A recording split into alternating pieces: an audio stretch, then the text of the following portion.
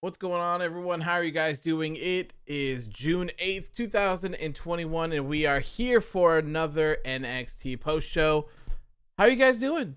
It's been a while since I've seen you, NXT people.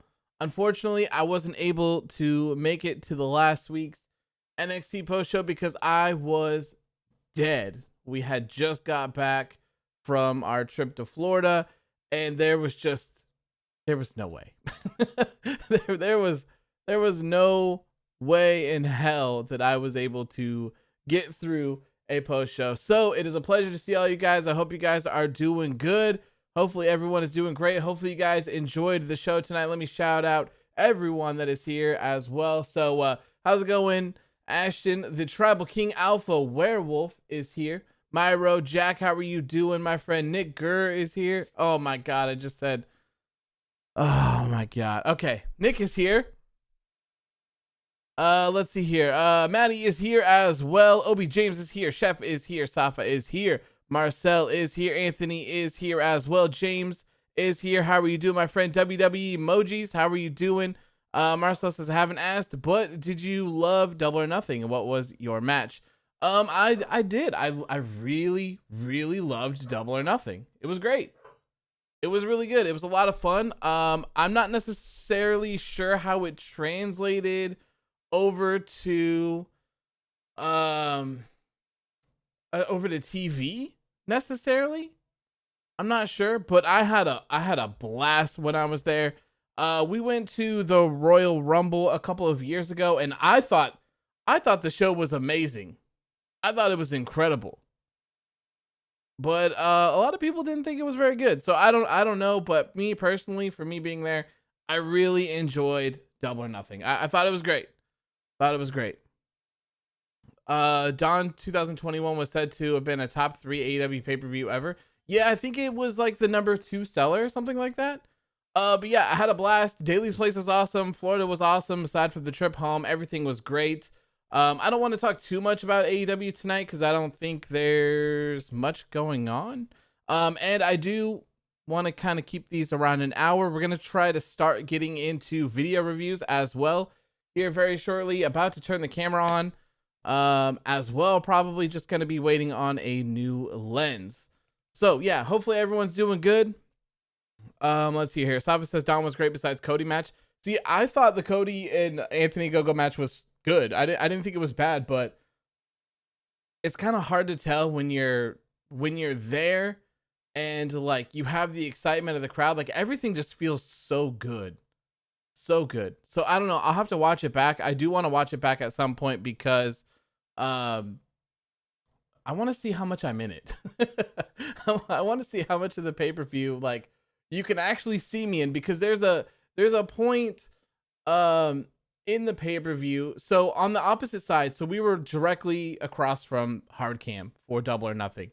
And so on that opposite side by the 2 camera operators, they had a big ass TV, probably like 80 inches or something like that was there, and it was showing what they were showing on pay-per-view.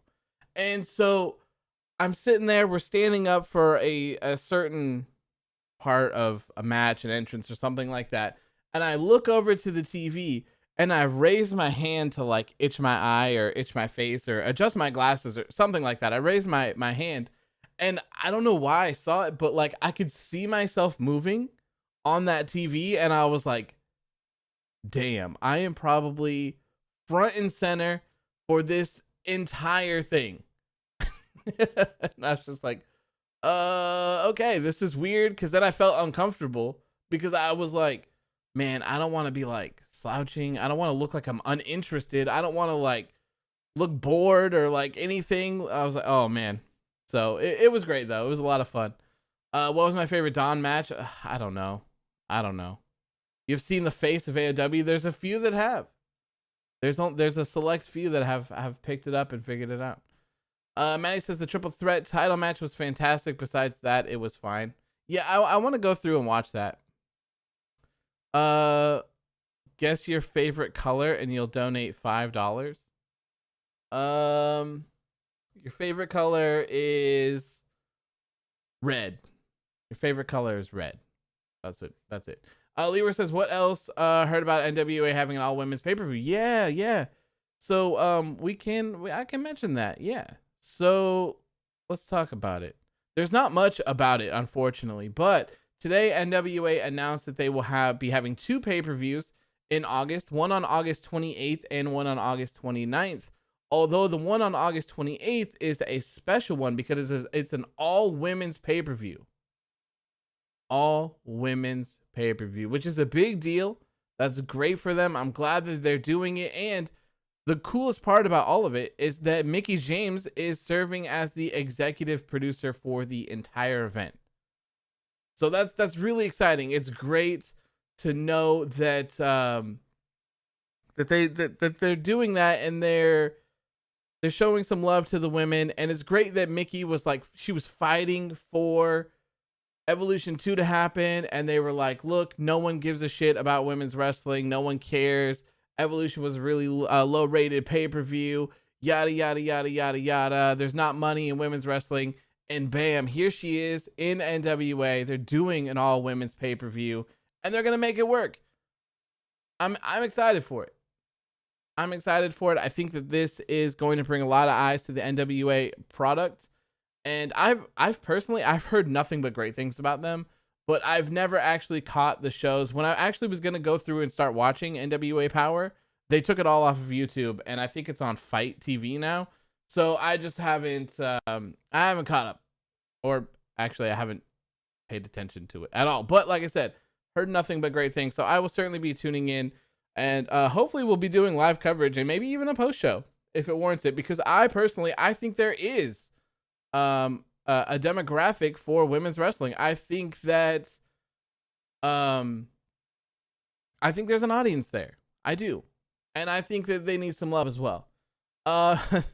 Nick says it was blue, but I will still donate because I feel bad for getting you canceled. I'm not going to get canceled. It's fine. But thank you, Nick. I appreciate it, man. You are going to the moon. Even though you did try. You did try. Okay. Let me give you some woos. Spam the woos. Chef says, don't worry, I wasn't able to see you. Does anyone know when he was showed? Probably literally the entire event. If I had to guess, I think I'm on Double or Nothing TV for literally the entire show. I think. I think. There's lots of places where you can see me. I've even posted some pictures that I may be in. And I tried to make it really obvious. I made it very obvious. Do you have a picture? Oh, you do. Marcel is one of the few people that have sent me a picture. Most other people sent me a picture of Brock Lesnar guy. If I guess your favorite color, you will not donate, but you will say hi. All right, Chef. I'm on a winning streak right now. I'm on a winning streak. So I'm going to go with red. That's your favorite color. WWE Emoji says Grimes versus Knight. Who wins? Cameron Grimes wins, man. Cameron Grimes is going to the moon. Without a doubt. He's going to be the $1 million champion. That is for sure. Is Teen Shaw going to be on the pre-show at TakeOver? I have no clue, man. I didn't even know that NXT TakeOver in Your House was this Sunday until like yesterday, when we were doing AOW Underground, and my fiance texted me and said, hey, this is on Sunday. And I'm like, wait, what? Damn it. It's on Sunday? Man. Okay. So, let's see here. So before we get into NXT as well, Lio Rush announced that he is retiring from wrestling. I believe he did this once before, after WWE, so post WWE release. But yeah, let me get this up here. So apparently what happened is that he separated his AC during the AEW Double or Nothing Casino Battle Royal, and it's affected him a lot. So in the post, that I'm not gonna read his post exactly, but if you want to, you can. It is the Lionel Green on Instagram. He posted it on there. So he's dealing with an injury, and essentially he found out that he's gonna have to take some time off. And he was like, cool, it's whatever. I will just be at home with my family, yada, yada, yada. But he said it started to affect him in his personal life as well. Like not being able to lift up his kid, his child, whatever, and not being able to put on a t-shirt and stuff like that. So he is retiring from professional wrestling. He does have a contract with New Japan Pro Wrestling currently. And once he is healed, he will be returning to New Japan to fulfill his contract. And then once that's over, he is done. He also said that he was actually going to be signed by New Japan and AEW at the same time. And that is the first time that has happened for someone to be signed to two different promotions, which is kind of cool. It was great to see Lio Rush in the Casino Battle Royal as the Joker. I don't think anyone was expecting that because I didn't hear anyone mention that, and the crowd went crazy for him. So it's always a shame to see someone get injured, and I don't know if this is an injury scare and he's just like, I'm done because this sucks, and maybe he'll come back later. I don't know. But I wish Lio Rush the best in whatever it is that he decides to do next. The guy is very, very, very talented. So hopefully he comes back to wrestling. I feel like he's got a lot left to give, and he's great.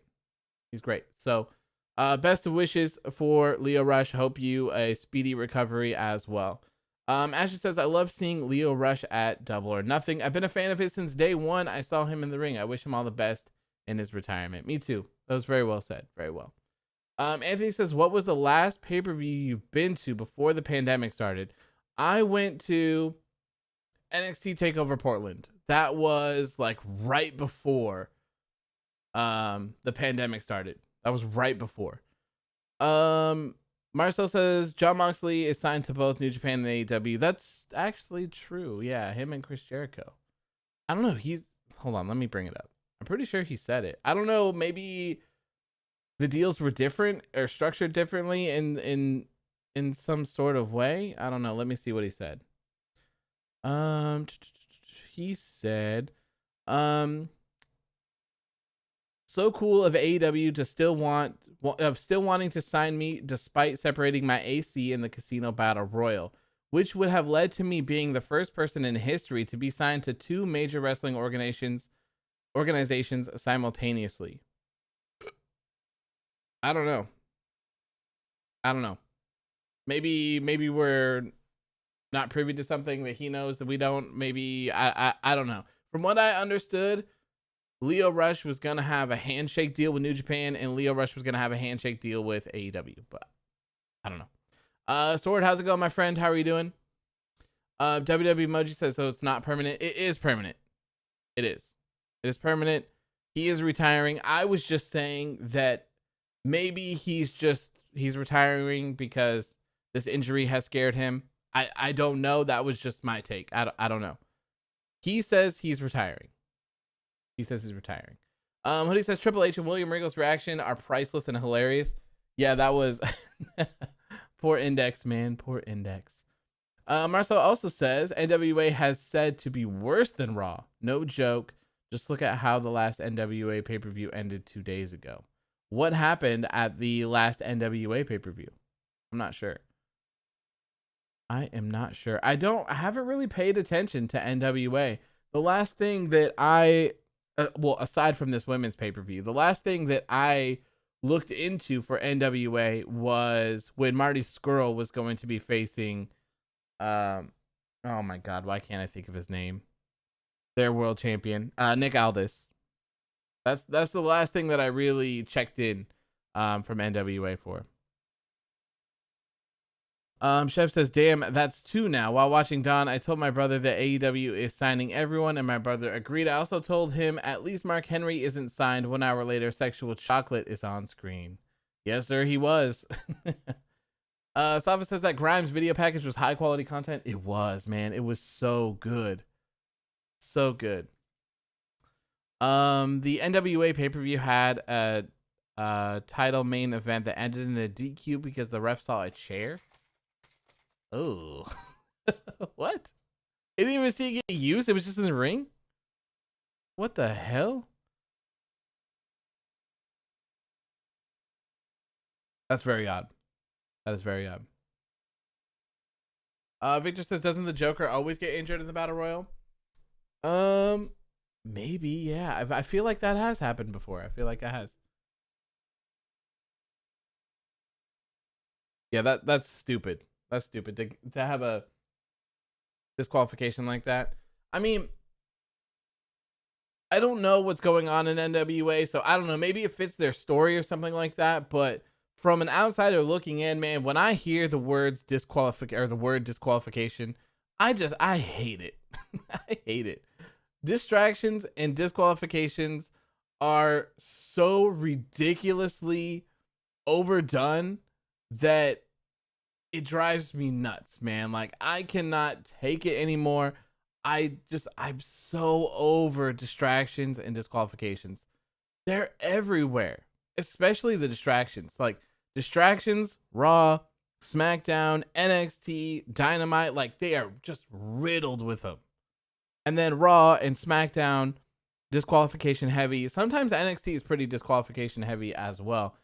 Thankfully, Dynamite or AEW doesn't really do disqualifications that much, but the distractions have been real, especially since the Elite have become like super heels and all that. So, I don't know. Ashton says the only DQ I want is Dairy Queen. There you go, man. That's much better. Much more favorable. Much more favorable. Jose says, I missed the first half of NXT and I was looking at your post and I felt like I missed all the best segments. The first half of NXT was pretty good. Yeah, I mean, the show was, I would say the show was good. Good overall. I don't feel like this was anything special per se. I'm very happy about the Poppy segment. I'm not gonna lie, I was pretty worried about that. I thought that Poppy was gonna be wrestling in the ring, so glad that that is not the case for that. That would have been absolutely terrible. But I'm excited with a lot of things that are going on in NXT. I think the NXT Takeover in Your House match card looks pretty good here. Let's see here. So I have the Wikipedia open for NXT Takeover in Your House. And so far for the matches, we have Bronson Reed and MSK defending their championships against Legado del Fantasma. I saw a couple people confused, and I'm not sure if I think it was on Twitter by random people. So maybe you guys already know, but a lot of people were like, well, who gets what titles? And so I feel like it's pretty obvious, but if Bronson Reed and MSK win, obviously Bronson Reed keeps his championship.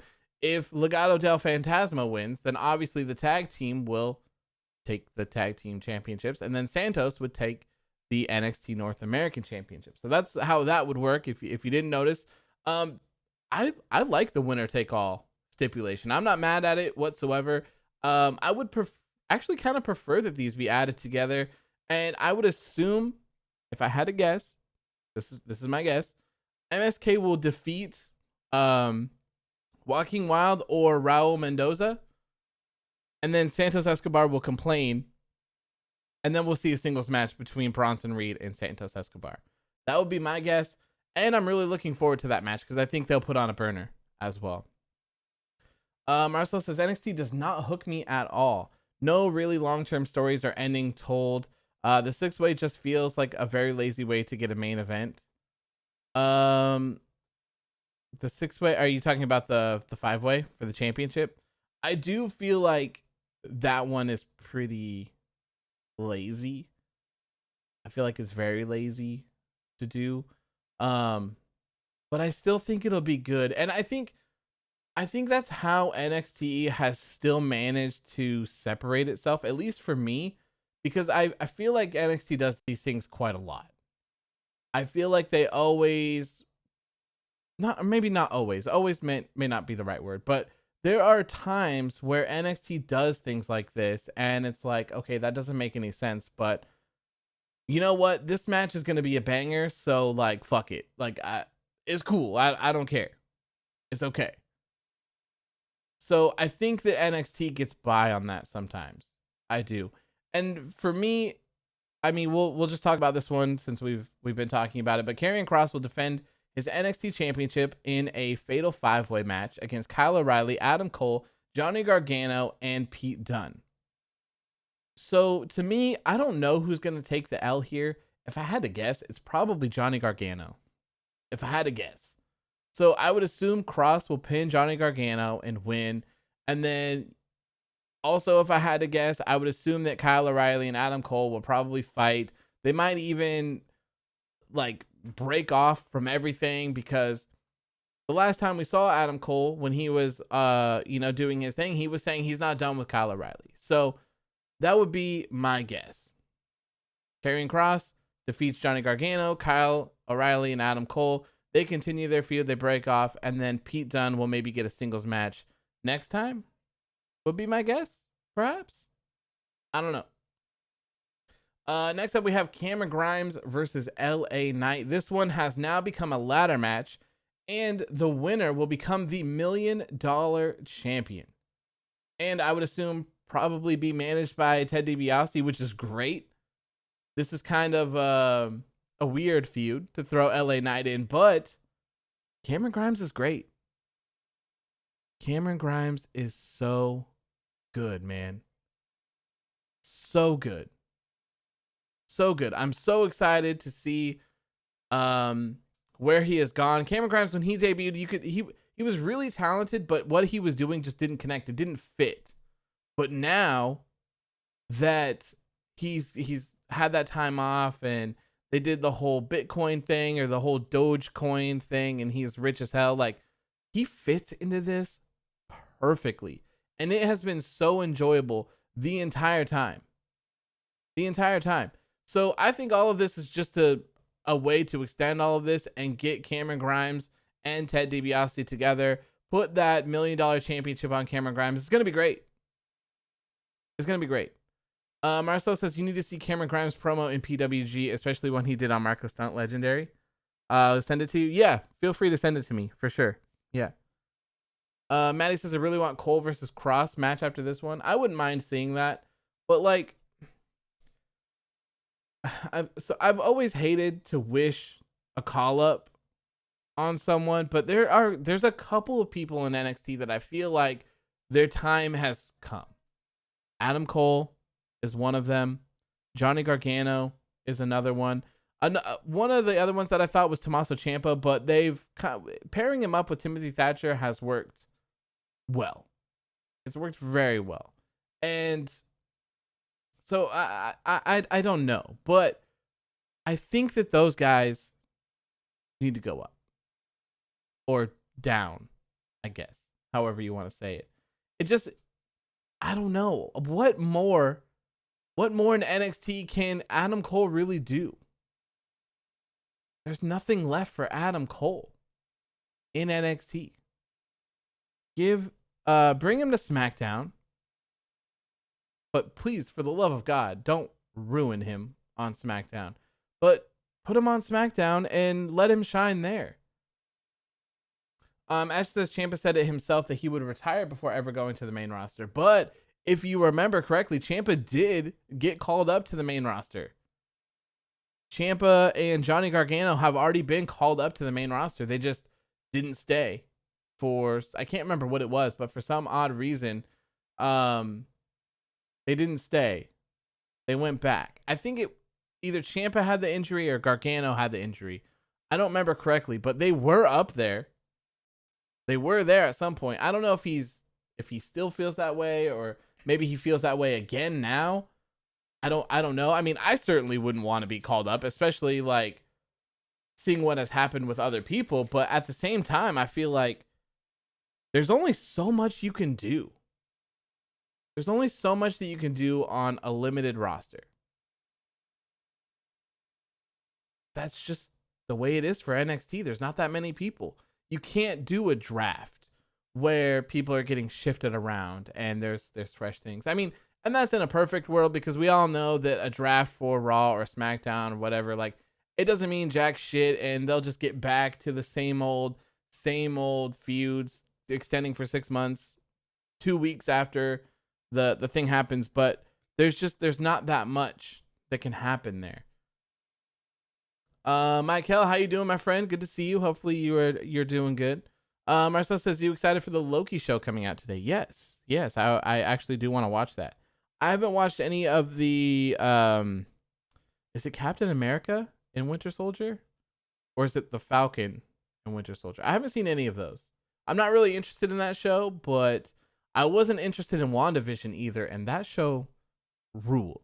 WandaVision was absolutely incredible. I love that show. So, but yeah, me and my fiance, we are looking forward to watching Loki as well. Manny says NXT has too many main event single stars and needs more women's tag teams. Yeah, I mean, yeah, you kind of nailed it. Like, there's so many people in NXT that are main eventers, and there's like nothing for them to do. And that's why, like, this Fatal 5-Way match, I don't think it's the worst thing in the world, because you have these guys, and like, what else are they supposed to do? Adam Cole, like, was just telling you about Adam Cole and Johnny Gargano, about how I feel like their time has come. Unfortunately, Pete Dunne, I feel like Pete Dunne could have an NXT championship run, but at this case, he's another guy that would probably be able to move on from NXT. He's done so much in NXT UK, and when he had that championship for so long, Pete Dunne's just been great for so long. Karrion Kross is the only one that really belongs there. You could argue that Kyle O'Reilly could stay around for a little bit, but even he has had multiple world championship opportunities at this point. And I don't know, ever since the breakup of Undisputed Era, like, this version of Kyle O'Reilly doesn't really appeal to me. It just doesn't. And I hate their theme music. I hate it. I miss the Undisputed Era so much. Although I will say that I do love everything that Bobby Fish is doing. I love that. So that's a good thing to come from this. And we still have absolutely no idea what Roderick Strong is going to be doing, or where he's even going to be showing up either. Because the last time we saw him, he handed a manila envelope to William Regal, and he was like, "This is what you want to do?" And he said, "Yeah." So that's been at least a month and a half, 2 months ago, if I remember correctly. So I don't know. Myra says O'Reilly's had a lot of opportunities. I feel like he needs off who he feuds with. Yeah, I mean, maybe just do some other stuff with him. Don't put him in world title matches. Michael says, are you going to watch Loki and have a watch party? I'm good day and tell hi that Austin. No, I'm not gonna do watch parties. I'm scared. I'm scared to do any sort of watch parties or watch alongs. Fightful got a strike. I want to say it was like a year ago. Maybe it was 2 years ago at this point, but they were doing like a SummerSlam or Survivor Series watch along or something like that. And it was just a scheduled stream. Like, there was no content on it whatsoever. And they got a strike for it. And when you get a strike, you can't live stream on YouTube for 90 days. And so that just kind of frightens me. But, and I don't want to do it on the gaming channel either, because that's where I'm trying to build that guy up too. But I do have a Twitch. I do have an affiliate Twitch account that I used to stream on before I switched to YouTube. So I don't know, maybe we could do something there sometime. I don't know. I was going to do a watch party for the Logan Paul and Floyd Mayweather fight, but man, that scared me, because that's a big that's a big one. That's a big one. Marcel says, not gonna lie, when I saw your face, I didn't it, given your voice made me picture someone else. Yeah, I feel like it's really weird when there's a lot of YouTubers that I have watched throughout the years that like just play games, essentially. Like, there's no face cam and stuff like that. And then when you see people's faces, it's just kind of weird. It's always really weird. But I need to do it, man. It's just the quality needs to just be really good. It just needs to be really good. I don't want to do any of the bullshit. I just want it to be really good. So I've got most of the stuff ready to go that I want to do. But I think I want a new lens. the new lens that I want like puts you in focus and kind of blurs out the background a little bit, separates you and just looks more high end. So I think I'm gonna do that. And I need to change everything like my desk setup because I don't know how um this setup is gonna work. Cause like I have my okay, so a long time ago, when I first started getting into streaming and recording stuff, I bought these Rode PSA ones, PS ones, or whatever. I bought it. It was on Craigslist, so I went and drove to the guy's house, and I was gonna buy one. It was like $50 or something like that, $60, and so it was a good deal because they're like $110. So I go over and I get one, and he actually gave me two of them, and then he gave me a bunch of sound deadening as well, and did charge me extra for him. He's just like, take it. He's like, we had a podcast and none of this shit worked, so like, just take it, just get it out of my house. So I have my microphone on one of them, and then I actually have the camera on another one, but I don't like the way that it sits. I can't get it exactly in the position that I want. So I need to find out a better method for that. And then like I have my monitors, so I have triple monitor set up in front of me, straight ahead of me on a riser. And then I have a big ass like I think it's like a 50-inch TV to my right. So I need to figure out how to like lower these because I feel like my camera's too high and you can't really see most of me. Maddie says you also might want to make sure you have a good backdrop. I do have a good backdrop. I do. Well, it's kind of okay. It's kind of okay. So I just got these two big ass lights yesterday a couple days ago. Actually, I think I could show them to you if you want to see them. Let me hold on. Oh, that's not what I wanted to do. My bad. Can I show these to you? Hold on, let me see. I think I probably can. They're pretty cool. And I think it will give me sort of like a unique.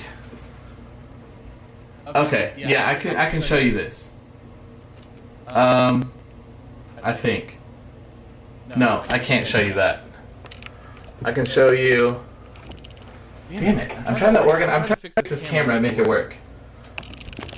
Okay, you know what? I will just show you this one. Fuck it. Let me move it a little bit. I'm loud now? There's an echo? What? Hold on, 1 sec.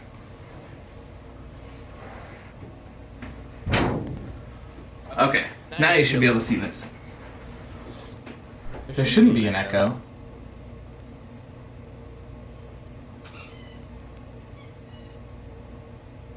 Oh. It shouldn't. Hold on, let me find it. My dog's squeaky toy in the background. Okay, how's that? How's that? I think it did. Yeah, it did. Okay. This is a brief behind the scenes. Here you go. Yes, that is a squeaky toy. My dog is chewing on a squeaky toy. All right, here we go.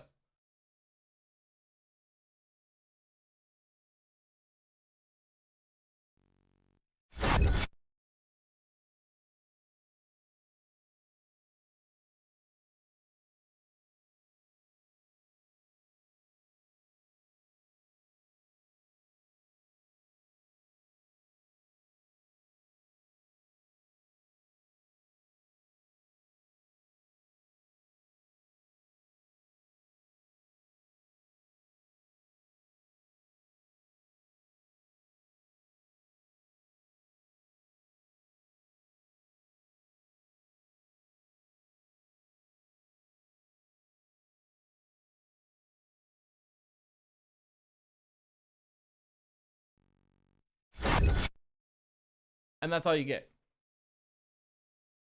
That's all you get. You can't hear me.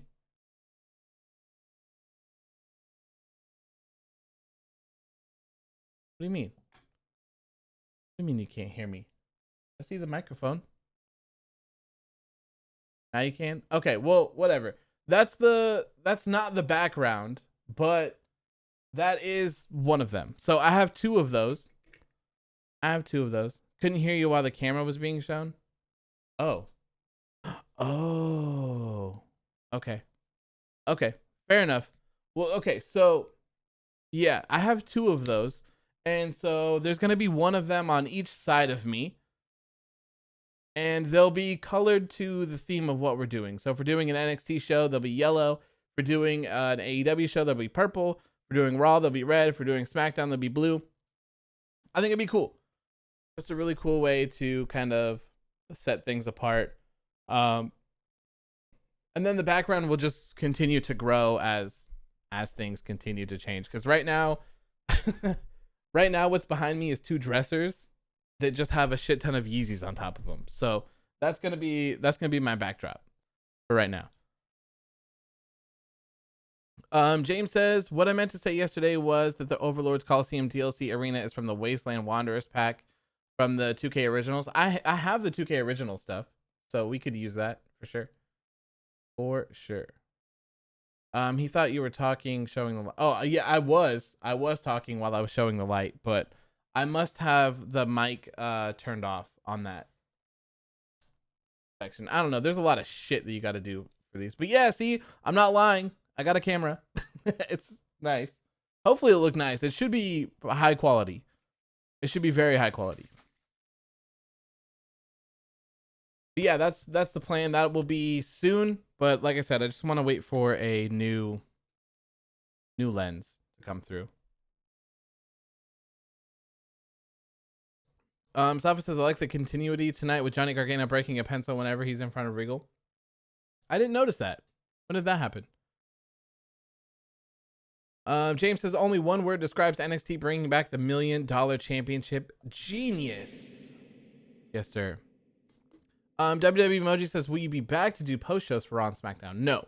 I do not plan on doing post shows for Raw and SmackDown, but I do plan on doing videos.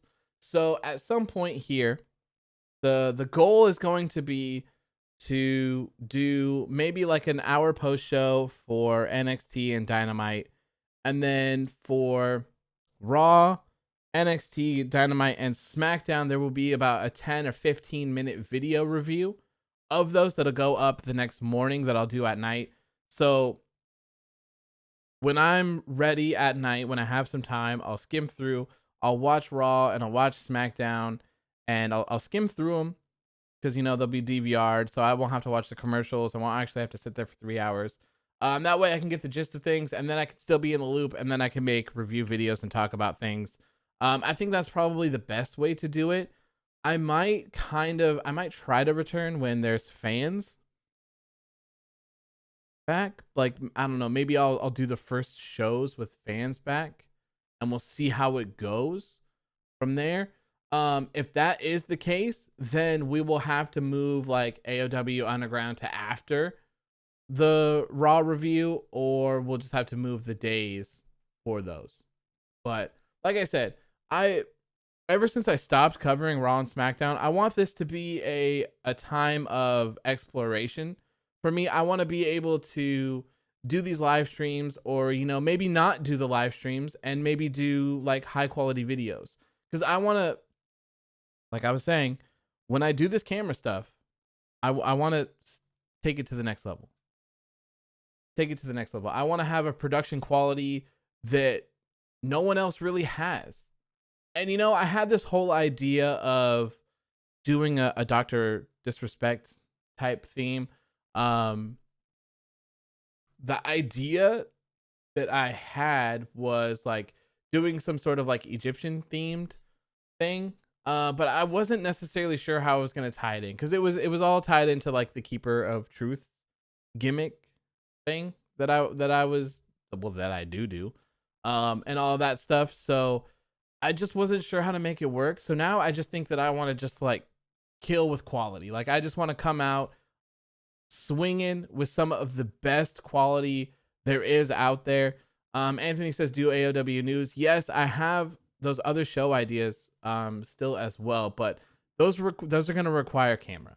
So AOW news will require a camera. It's something that I want to do, and it's something like I don't think gatekeep is the right word for what I'm trying to describe, but there's a lot of times where I look at news and I just see these news articles and I read them, and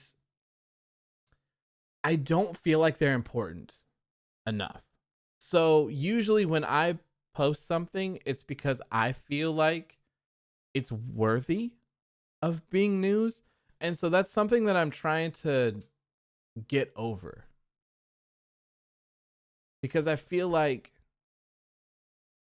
it's not about what I think is important. It's about what everyone else thinks is important. So like if it's something that you want to see, I shouldn't be not sharing it because I don't feel like it's important, if that makes sense. So that's something that I need to get over right now. Myra says, what women should be brought up to SmackDown right now because they desperately need them? Io Shirai was one that I would have picked. Show starting in less than a minute. Oh, you gonna go watch NXT? But yeah, there's just lots of exciting things that I want to do going forward. That just I want to test out. If they don't work, then they don't work. But maybe they will work. You know, I was kind of worried about not covering Raw and SmackDown. I thought that maybe if I stopped watching them, that maybe people wouldn't tune into the things that I do, or people would unfollow me or not care. And nothing has happened. Nothing has changed. Nothing has changed. So it's nice to know that like I can make adjustments, because social media is a real bitch. Like that's just the way that it is. I've done social media for like 4 years now. And if you're not consistent, you're dead. It's over. So I always thought that like, even like when I don't do these shows as often, it's like, man, is cutting out these shows going to kill me when it comes to YouTube, right? Maybe it's not going to send out notifications, or maybe it's going to push me down to the bottom, you know, all sorts of things like that. So, I don't know. But like I said, I want to try out a lot of things and see if we can do some more exciting things. One of the things I talked about, I think, on the last stream for Dynamite was just that I wanted to create more like timeless content that doesn't necessarily like, okay, so I'll run you through the scenario that I was thinking about. So for me, I typically right now, all I do is post shows, right? Predictions for pay-per-views as well. So the idea is like, okay, you come here and you're like, cool, I like this guy. This is cool. I have, you know, this is fun to have conversations. What other content does this guy have? So you go through and you're like, okay, what are you going to pick? Like just a random Raw post show and sit there for 2.5 hours? Or like a random NXT post show? So like I want to focus on like topics. I think like I really want to do video topics. A lot of the times I do them on Instagram, where I'll be like, hey, here's the topic. This is something, yada, yada, yada, yada, yada. This is my opinion, yada, yada, yada, yada. What do you think? So I kind of want to do that in video form as well, because there's still something that I need to post. But I'll just tell you what it is. But Booker T was talking about Aleister Black's release from WWE, and he had the balls, he had the nerve to say that Aleister Black didn't stand out from the herd. He's talented, but he doesn't stand out. Doesn't have what it takes. Really? Really? Aleister Black doesn't stand out from the rest of the herd. What in the hell? What could you possibly be smoking to think that Aleister Black does not stand out from the rest? So it's just kind of stuff like that. I don't expect them to be long, maybe like 5-10 minutes tops for certain things, but I think I've always been about discussions and like community stuff. So like I want to get more people involved in conversations and have things like that, because I think that's the fun in it for me. That's the fun in it, is having conversations, seeing other people's takes, because while everyone may not agree on certain opinions or certain things, there's a lot of times where like I will see something one way and someone will say something and I'm like, oh, you know what? You might be right. You might be right. Okay. Warrior says the funniest part about what Booker said is he listed off stuff that made Black different from everyone else, yet said he wasn't different. Yeah, it's just it's so crazy. Like Aleister Black is one guy that certainly stands out from the rest of everyone else. I just don't understand how you could even think that. He's so different. Like his appearance is different, his entrance is different, the way that he acts is different, his moveset is more strike based than anything. Like I just don't, I don't get it. I don't get it, man. He had one of the more unique entrances with great theme music as well before they murdered it with the little coffin noises and stuff like that. It's crazy. Salva says the Fatal 5-Way match makes sense as they have been building it up for 2 months and we all saw it coming, only with Finn Balor included. Oh, yeah. Finn, I wouldn't be mad at Finn included in that. Oh, yeah, we were talking... Okay. All right, let's get on with this NXT TakeOver in your house thing, and then let's get on with this because it's been 50 minutes. Anthony says, I bet there are wrestling companies that are fighting to have Aleister Black on the show. Oh, yeah, 100%. From what I understand, I read a little piece, a transcript. That's the word that I'm looking for. I read a transcript because Tommy End was on Renee Paquette's podcast, Oral Sessions, and it seems like he has his eyes set on AEW. He mentioned a ton of people that he wanted to wrestle over there, so I wouldn't be surprised if we see him there. She asked him about New Japan, and he said that he would love to wrestle in New Japan, named off a couple people as well, and then said he was a New Japan kid. So, like, he didn't watch WWE, WWF. He watched New Japan, so he would love to go over there as well. And it just so happens that they have a lovely partnership together. So I wouldn't be surprised if we see Aleister Black land in AEW. And I hope that means, or sorry, Tommy end up in AEW. And I hope that means that Thea Trinidad ends up in AEW as well. I hope so. Okay, so back to this NXT TakeOver in your house card. Another one of the matches set up is Mercedes Martinez versus Xia Li. And Boa and Tian Sha will be ringside for that. And then the next match is Raquel Gonzalez defending her NXT Women's Championship against Ember Moon. And I don't know if these are true, but this says that Dakota Kai will be ringside and Shotzi Blackheart will be ringside for Ember Moon. So I wouldn't be surprised if that is the case, but it is a pretty stacked show. Pretty stacked show for NXT TakeOver in your house. And that is this Sunday. Okay. Now that all of that is out of the way, let's get into this NXT post show. Let's talk about the things that happened on tonight's episode. Tonight's show started off with Austin Theory taking on Oney Lorcan. And this was a pretty good match. Good way to open up the show. I loved the modified-ish avalanche Spanish fly. Whatever it is you want to call it.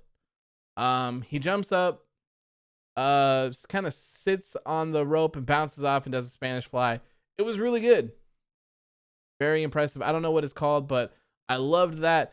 And unfortunately, during this match, Pete Dunne came out for Oney Lorcan, and then Johnny Gargano came out for Austin Theory as well. They kind of clashed a little bit, got into it, and Austin Theory got distracted, so Oney Lorcan was able to pick up the win here in the opening match. I thought this was kind of an odd choice. I would have picked Austin Theory to win this one, but I don't know. Don't Be Fickle says, what's up, AOW? How's everyone doing? I'm doing great, man. I'm doing great. Hope you're doing great as well. Myra says, the Shooting Star. Is that what it's called? Someone else told me it was called something else, but I can't remember. It was something Pain, something like that. Jose says, to be honest, if Ember and Blackheart stay a tag team, they should go to the main roster because they desperately need tag teams. I mean, Yeah, I get it, but like Ember didn't really have that great of a time there on the main roster. She's been doing much better in NXT, but you're not wrong. You're not wrong. I think someone said there's only 2 active tag teams in the women's division now. So, ugh, man, main roster WWE is in some. They're having some serious issues roster wise. They let so many people go that there's not very many active people. I think someone said 7 women or something like that. It's, I think that was for SmackDown. Like, good lord, man. They said Blackheart was hurt today. Oh, okay, I didn't notice that.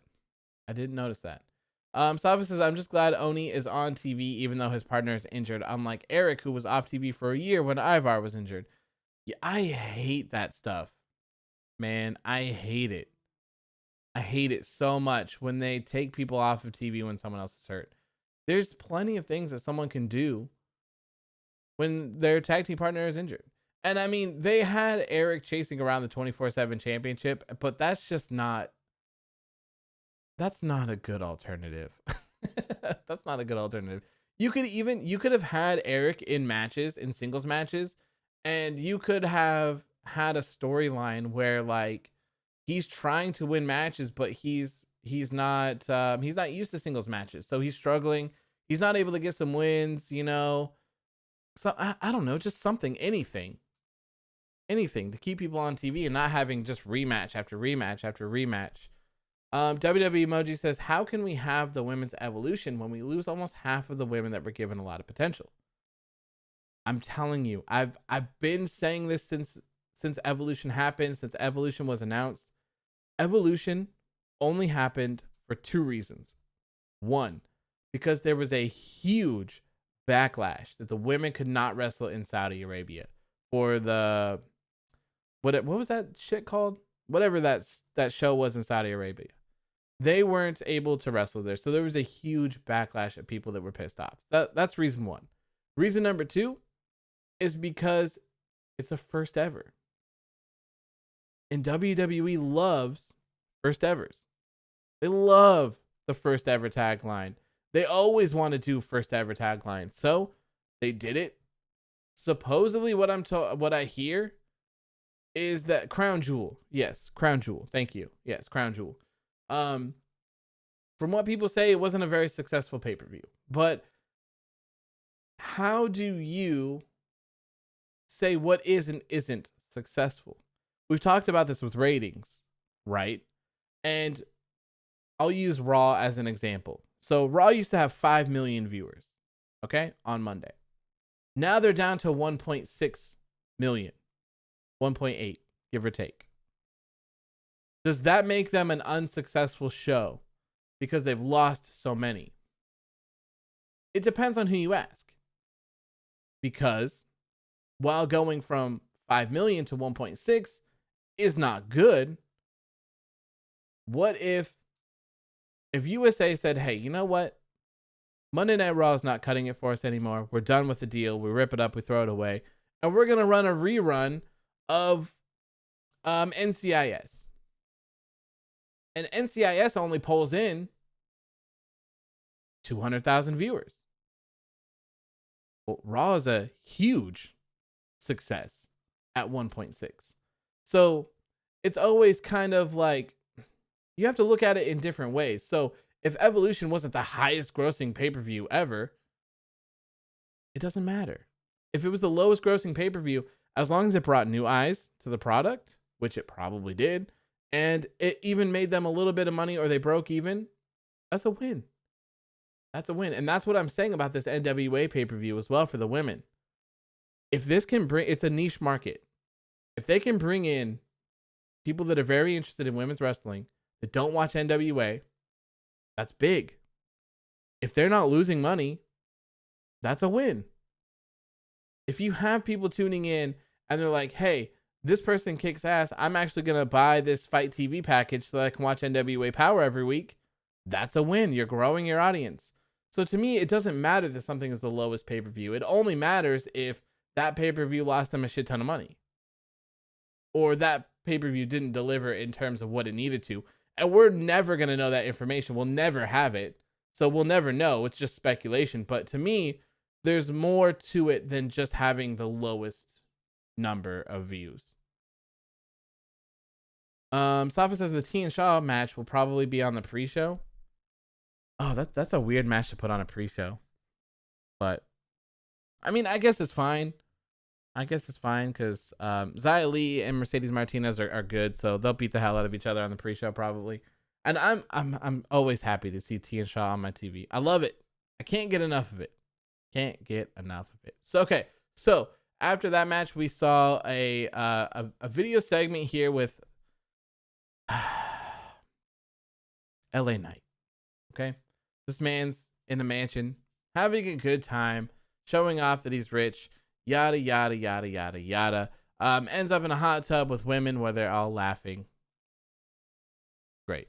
Right. All right. On to the next one.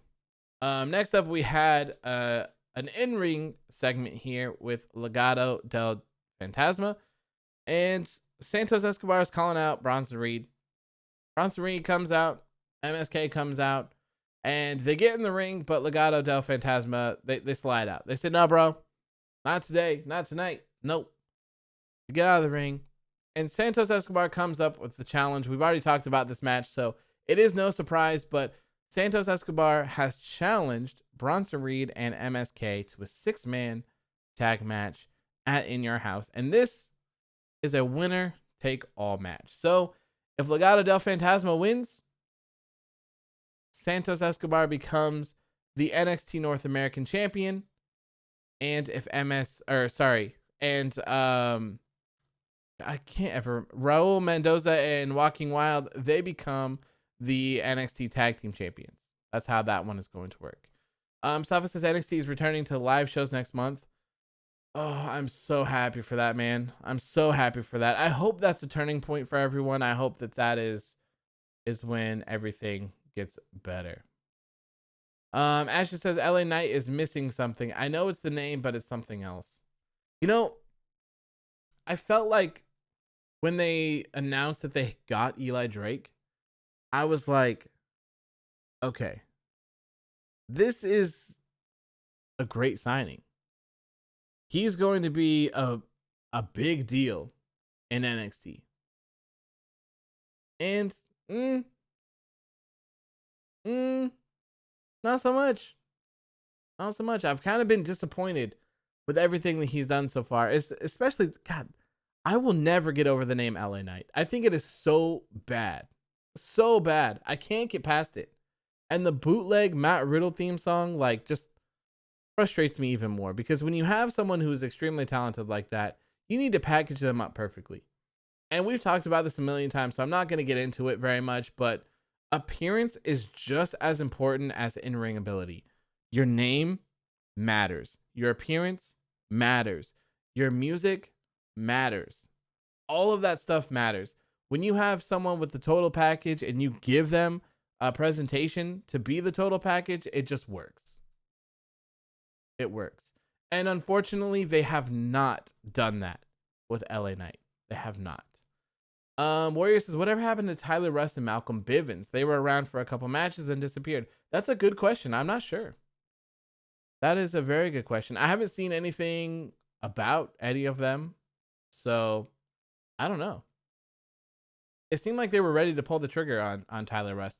And I'm always surprised that someone like Malcolm Bivens can be signed to WWE and not be used.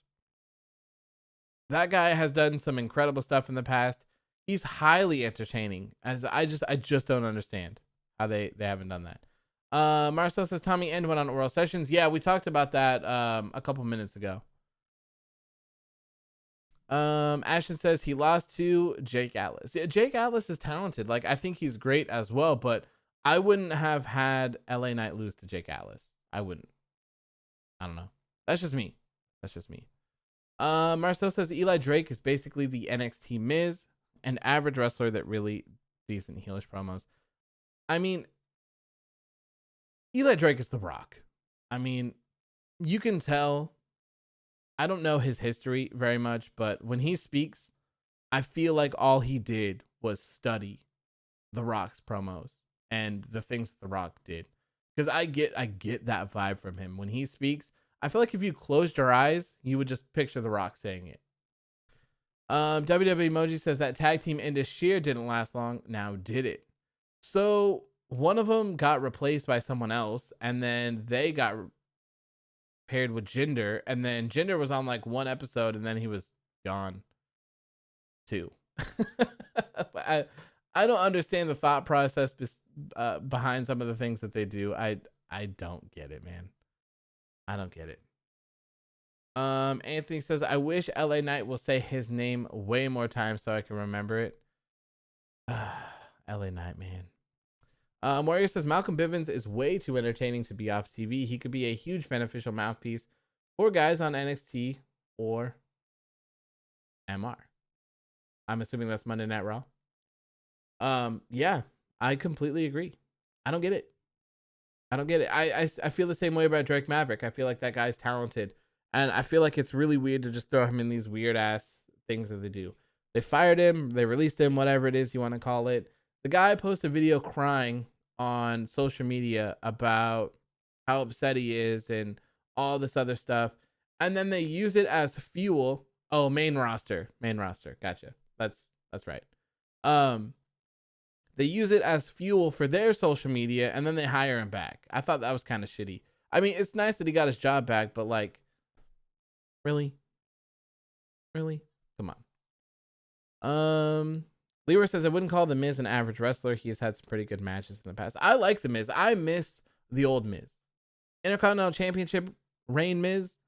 Bring him back, please. Because this current one sucks. It's not good. Not good. All right. So anyways, back to the segment here. They went to commercial, and then when they went back, William Regal made it official. So this match will happen on Sunday at NXT TakeOver in Your House. MSK and Bronson Reed defending their NXT North American and Tag Team Championships against Legado del Fantasma. And like I said, as a reminder, if Legado del Fantasma wins, Santos gets the NXT North American Championship, and the other guys get the Tag Team Championship. Ash says Miz and his embarrassment today. I hate to say it, but it's true. It sucks. It sucks. Where are Drake and Killian? They were on the show tonight.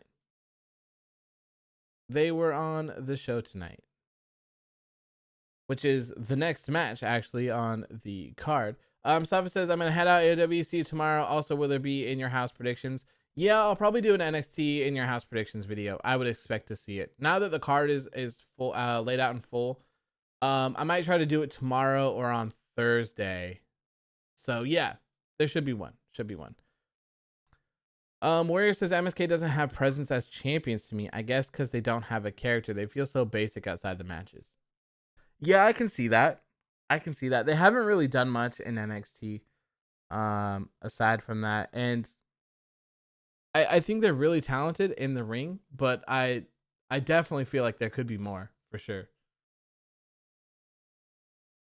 James says it's too early for Bronson to lose the title. Yeah, it's way too early. Like I was saying, I think that this match was just a way to get all the titles on the card, and I think that MSK will beat Raul Mendoza or Walking Wild, and then Santos will be like, "Hey, I never lost," and then we'll have Bronson Reed and Santos Escobar in a title match at some other point. That's my guess. WWE Emoji says, wait a minute. How did he quickly go from El Halo del Fantasma to Santos Escobar? It's a great name. I actually like both of those names, if I'm being honest. But so what had happened was they had that, what was it? That NXT North American, or no, what was that tournament that they were holding? Was it the Cruiserweight Championship tournament that they were doing? I think. So he was El Hijo del Fantasma the whole time through that. And then the last match, he like took his mask off and he was like, I'm Santos Escobar. And that's just how that happened. I would have loved to have seen him wear the mask for a little bit longer though. I thought that was great. Yes, MSK's old name was the Rascals. Yes. Yes, yes, yes. And Trey Miguel is still in Impact. We all know about that stuff. But yeah, I think MSK is really talented. They're very talented. They have a really cool move set as well that I think helps them stand out a little bit. All right, so the next match here was Isaiah Swerve Scott taking on Killian Dain. They had an altercation. What was it, last week? I believe. I didn't watch last week, so I think that if I remember correctly, I saw this last week on Twitter. But essentially, Drake Maverick got into it with Hit Row, the whole group, out in the parking lot, and then Killian Dain ended up stepping in and trying to help him out and get into things. So that's how this match got made. Again, Swerve versus Killian Dain, and Hit Row is fantastic. Like when Swerve started doing those in studio promo segments, like that was great. That was really good. I liked it. I liked it a lot. I wasn't necessarily expecting him to have like a group with him, an entourage, I guess, if you will, but man, it's good. It's really, really good. And Swerve he's really talented.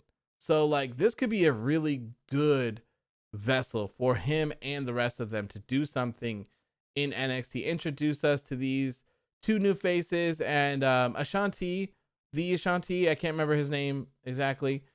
He's been around, I think, here and there. So this could be a great vessel for him as well. So they're great. They are so good. Ash says, I don't like rap, but Hit Row, no pun intended, hits different. They do. They're really good. I liked the little kind of battle rap segment they had where they were throwing out lines and stuff like that. I liked it. I think their presence is great, and I think it's unique to NXT as well. You don't have that there. Like you have the Acclaimed on AEW, but like even though they're rapping, like they're two different things. At least to me, I see them as two different things. So I really like Hit Row and what they're doing, and I hope it pays off for them. I really do. I don't know what that's going to mean. I don't know if Swerve, maybe he's going to come after the Cruiserweight Championship. Maybe he's going to come after the NXT North American Championship. Maybe he will team up with, what was the guy's name? AJ, I think. The Dollar guy, whatever. Maybe he'll tag with Ashanti or whatever like that. I don't know necessarily where it's gonna go, but it's great. It's great. Did you see what I said? I don't think so. No, I did not. James says when BFAB says Hit Row, it kind of scares you. Top dollar, yes, top dollar, yes. So yeah, it's exciting. It's exciting. I'm interested in seeing where they're going, and it seems like Hit Row, like it really seems like a lot of people are interested in them, which is good too. Ashton says Hit Row has filter, but the Acclaim definitely does not. Yeah. Yeah, Max Caster, I think it's pretty safe to say they let him have free reign over what he says, because, and it's great too. Like I think that it adds so much that they let him say some more edgier type things that maybe you necessarily wouldn't want them to be saying. That's social media content right there, man. That stuff's gonna blow up online. People are gonna be talking about that. It's great. It's good. But like I said, I feel like this is completely different. Anthony says Scott is like the IC title Miz. No, I'm not saying happy birthday to your friend. No. Scott is like the IC title Miz. You know, it's funny too. Swerve kind of has that like Matt Hardy thing going on. He's got the red dye in his hair, and he's got like a jacket that is almost very broken Matt Hardy-esque, which is kind of funny as well. All right, so this match ended in a distraction. Yay, distractions. We love distractions here, right? Wrestling is not filled with distractions every night of the week. Oh, man, like, come on. Come on. Come on. I want like 1 week where there's no distractions, there's no disqualifications. Oh, it would be perfect. It would be perfect.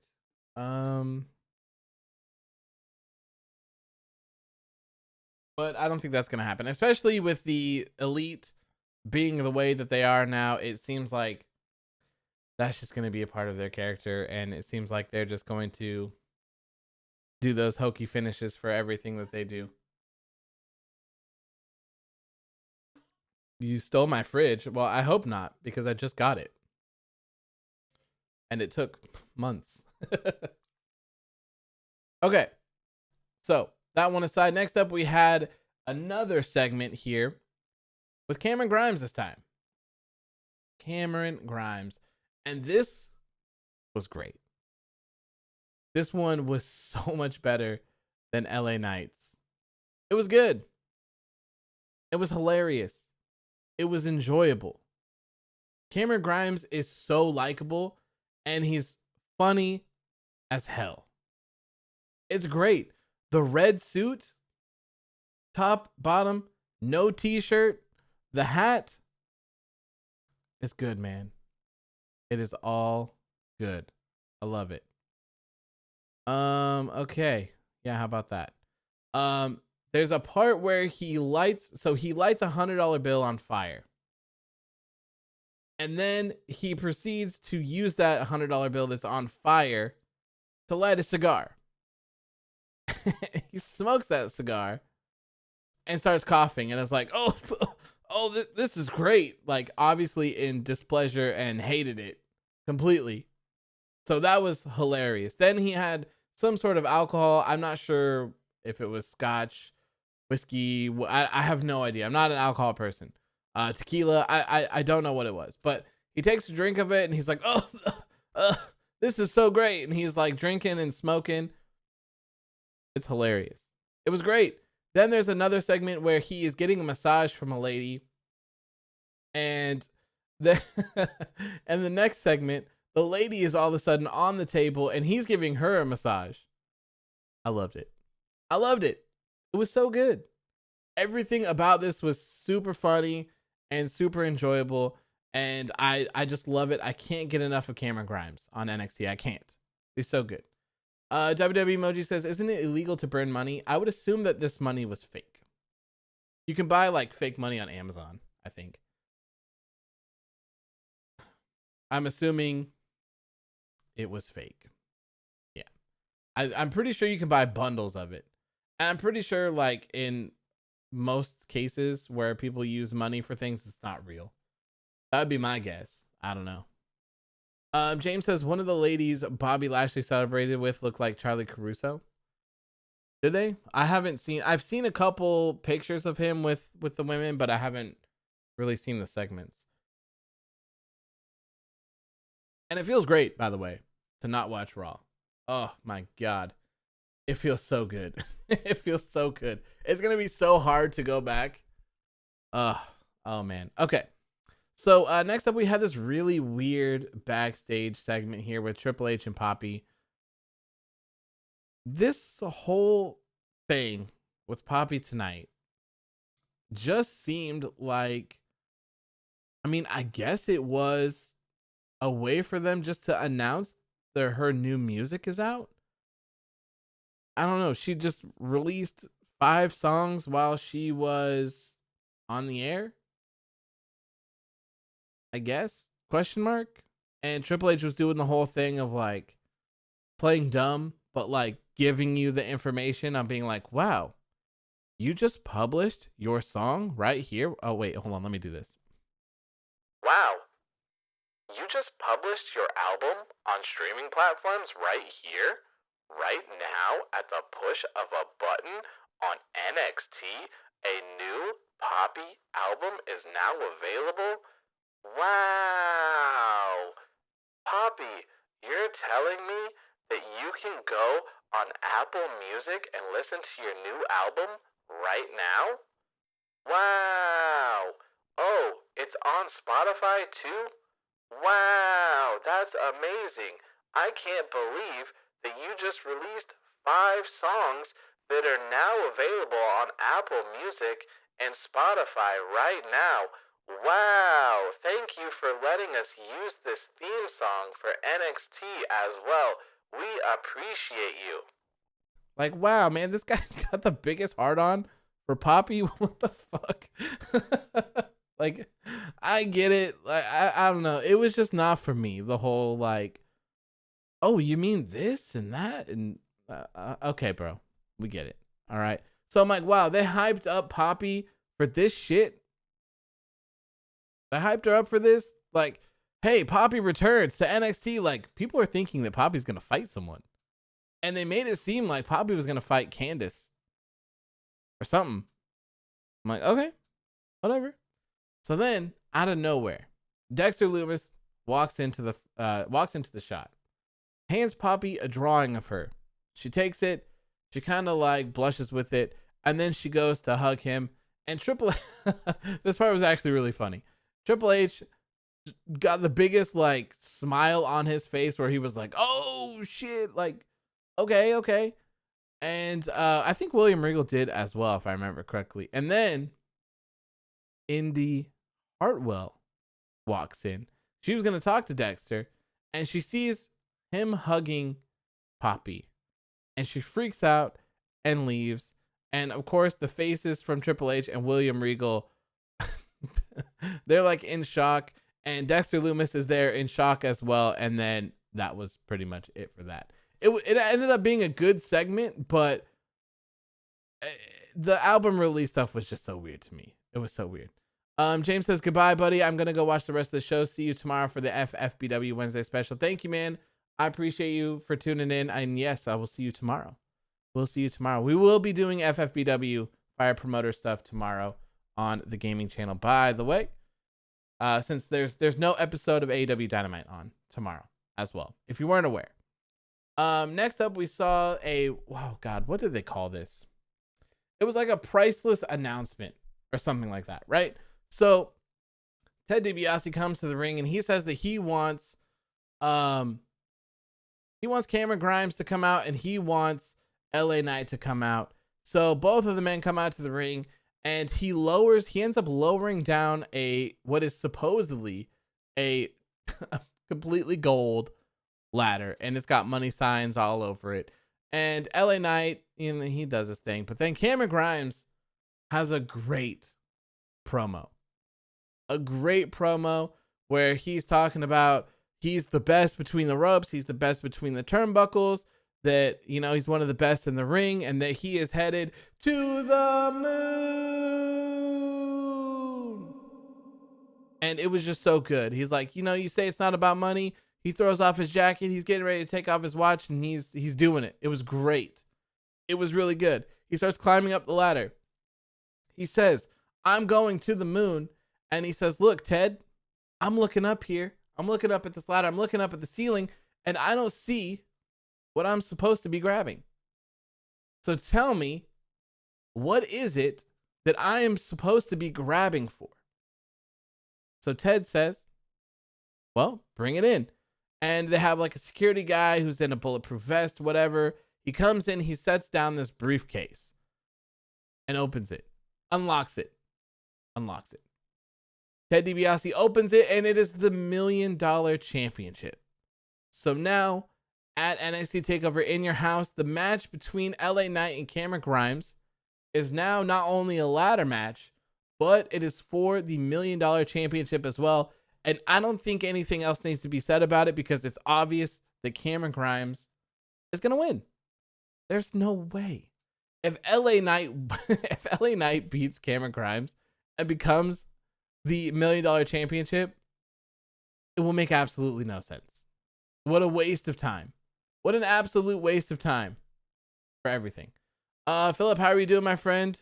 He says, we are one. Can you see this on the microphone? You got a Nexus or you're against us? We posted something on Twitter for you, by the way. I don't know if you follow me on things, but we post things for you sometimes. Mostly on Twitter. We always CC you on Nexus things.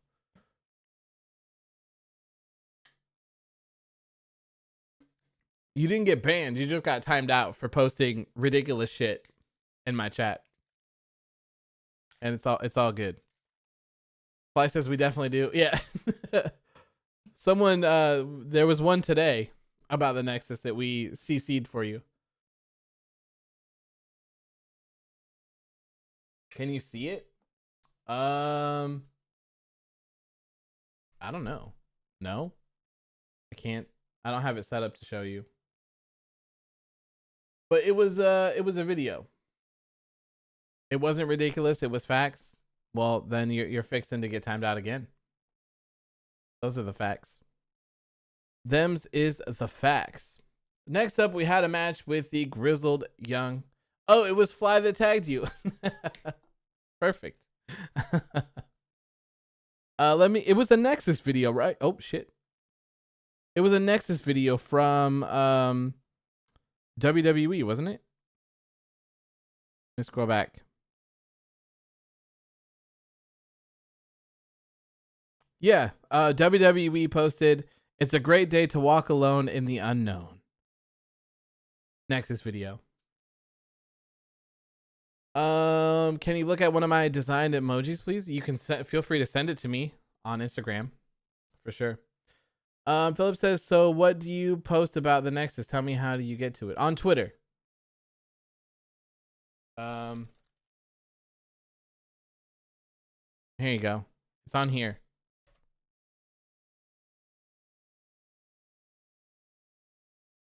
Actually, you know what? I could actually probably just send you the actual post to it, and you could see it from there.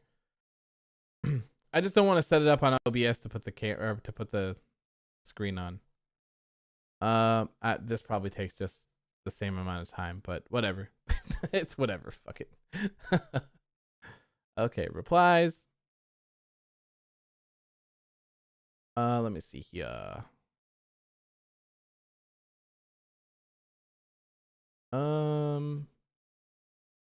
This was okay before this, I believe. Yeah, here it is. Here you go.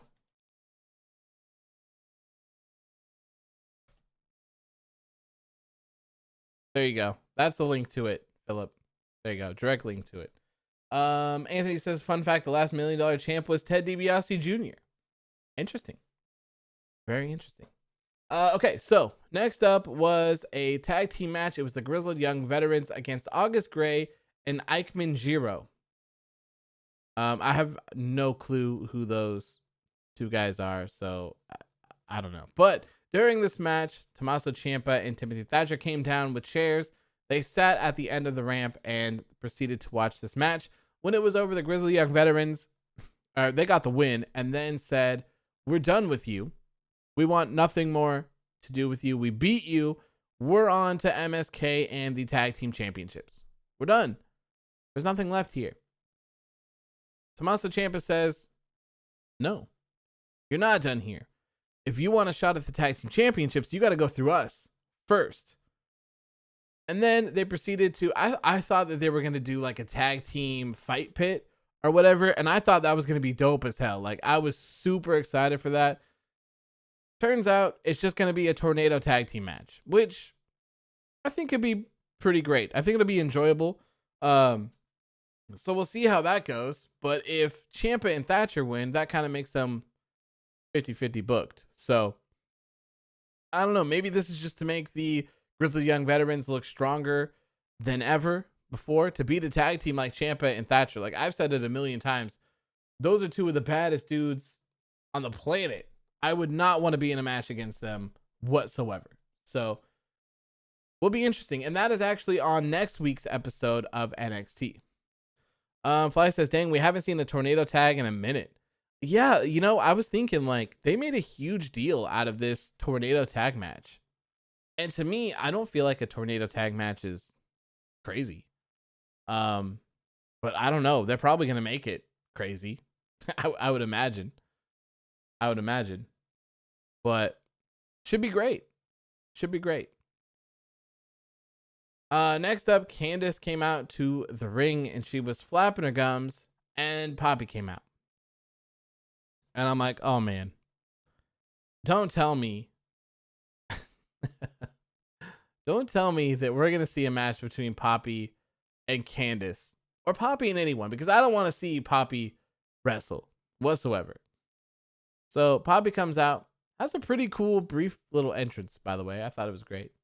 She comes out and she says, I don't wrestle, but I know someone that does. And Io Shirai returned. Io Shirai returned tonight. Very happy to see her. This is how I would prefer champions, like how they handle champions losing their championships. Io Shirai lost her championship and she's gone for a little bit. Philip says, I saw it, looks good. Do you have a post on Twitter about the Nexus? No, not very often. But when people see things, they tag me in it to tag you in it. WWE Emoji says, sent you my DM. Okay, cool. I'll check it out after the show. Check it out. But yeah, so I'm very happy to see Io Shirai return. And like I was saying, nothing like bothers me more than champions, like world champions, losing their championships and then just kind of sticking around and like floating around doing nothing, and then, or alternatively, just continuing to battle for that championship. Like if there's a story involved, it's fine, it works. But like I love it when, take Ronda Rousey for instance. She was a dominant Raw Women's Champion. She lost the strap, gone. We haven't seen her since, and it's good.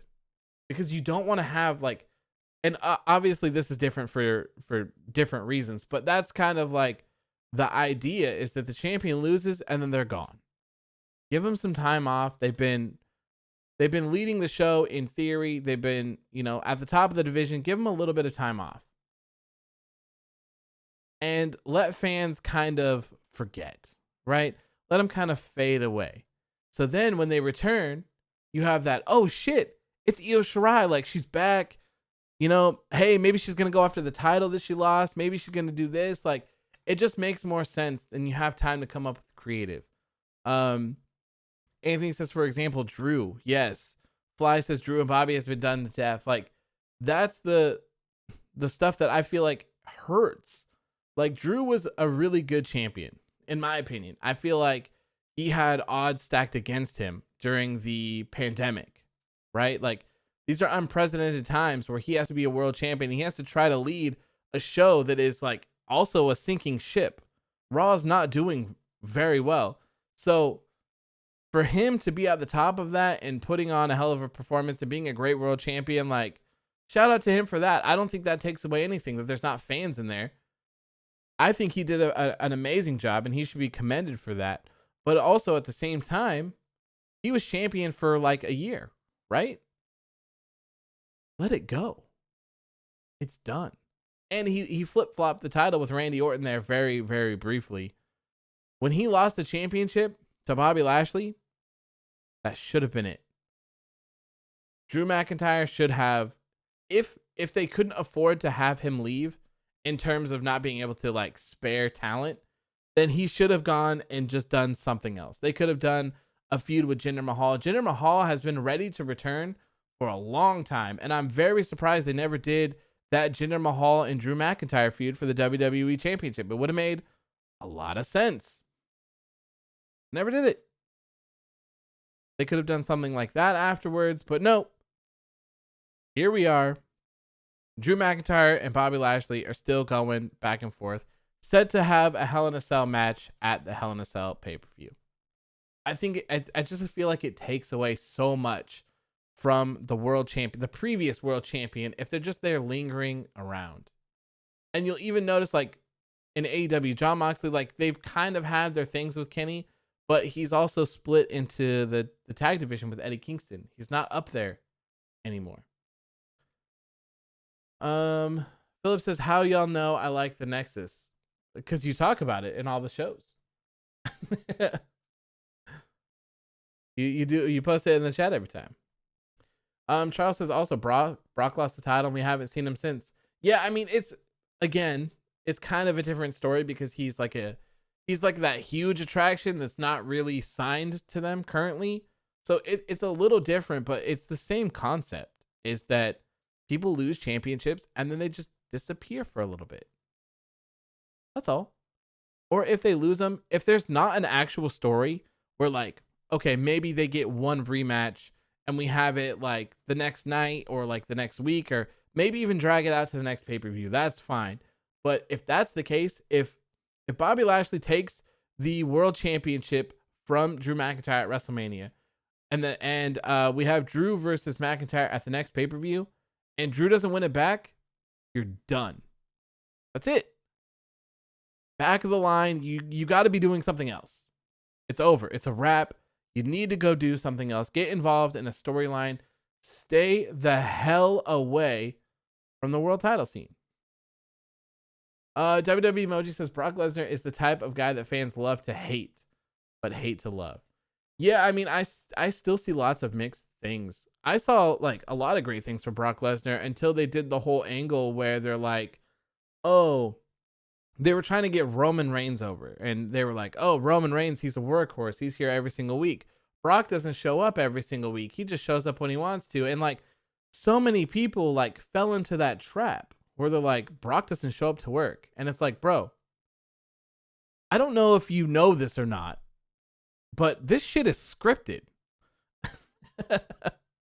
So whoever's writing the story, whether it's Bruce, Vince, the creative team, like, they tell you when you need to be here, and he will be here.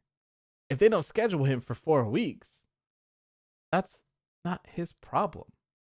And it's like, are you going to be mad at that? No. If your work called you today and said, hey, bro, why don't you just take a vacation? Why don't you take a vacation for 3 weeks? But we're going to continue to pay you the entire time. You're going to tell me, you're going to be like, nah, I want to be here every single day. I want to earn this paycheck. No, hell no. I'm out, bro. You don't have to tell me twice. Paid? Cool. I'm out. Peace. Warrior says that's what happens when they build up no one else in the main event scene besides Drew. There's no other main event babyface on Raw, and because of that, they're starting to overexpose Drew. Yeah, and people are turning on him. People are turning on him. That's just, it sucks. It sucks because if they ruin Drew McIntyre, what's next? They're going to be begging Brock Lesnar to come back. They're going to have to pay him. I mean, we all think that he's going to be here for SummerSlam anyways, but who do you have if you don't have Drew? I saw that they tried to sneak Kofi Kingston back into the championship scene, which is fine with me because I think Kofi is great, but like, it's certainly very random. Like, I would much prefer my world champions actually be in those scenes for specific reasons. You know? Leroy says, I think fans blur the lines between reality and professional wrestling. Yeah, I mean, you have to be able to separate between everything else. Like, you have to realize that the show's the show, and when it's not the show, it's not the show. It's real life. It's not that difficult. So I don't, and when we criticize, like, at least for me, like when I'm criticizing things, I'm criticizing characters. I'm not criticizing people.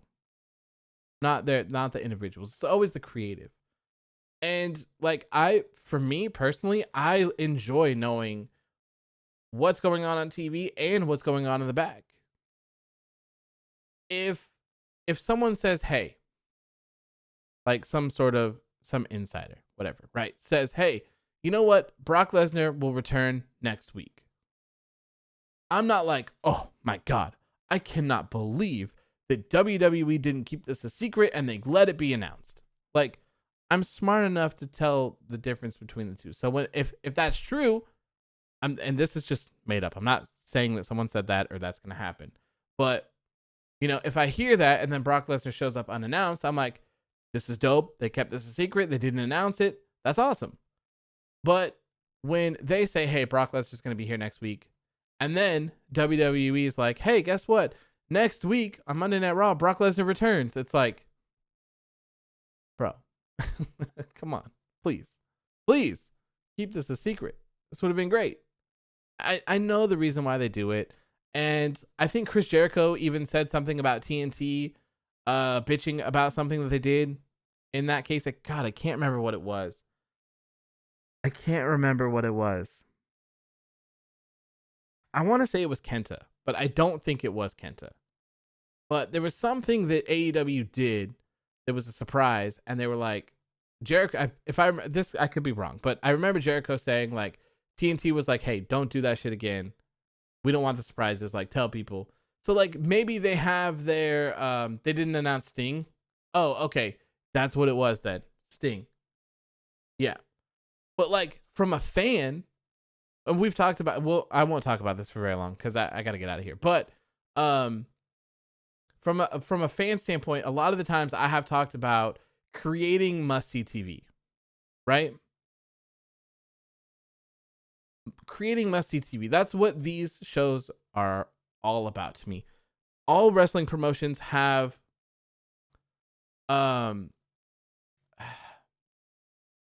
they're not must-see TV anymore because even if you miss it, they provide you that content. So it's not like back in the day. Like back in the day for me, during the Monday Night Wars, during that Attitude Era-ish time, we didn't have social media. Like, and we didn't have like all this DVR shit. Like, if you missed a TV show, that was a wrap. If you missed an episode of Monday Night Raw, tough shit, bro. Like, you legit just missed that show. So you had those like must-watch moments, must-see TV moments, where if someone debuts and you're not watching it, that's a wrap. It's done. It's not like you're sitting at a restaurant and you open Twitter and it's like WWE's like Brock Lesnar returned and then they have the whole 3-minute video for you to watch. I get that the social media presence is for everything, but like at the same time, I feel like it takes away those must-see moments from those TVs because there's a lot of people that tune into my Instagram alone for live coverage of Raw and SmackDown and NXT and Dynamite just because they don't want to watch them themselves. And you can even get that from Twitter on WWE.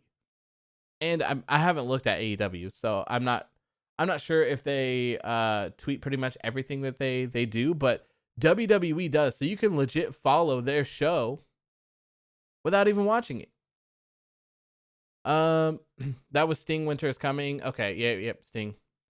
Did you see what Brazongo talking about Walter? Yes, always a pleasure to see Brazongo on my TV. I love them. They never said anything about surprises on Friday. Marcel says prediction: first AEW Dynamite show on tour will have a huge surprise like Joe O'Brien. I would love that. I would love that because I thought, for me, last week's episode of Dynamite, I thought it was all right. It wasn't anything special, but I was expecting more. So it was kind of a letdown.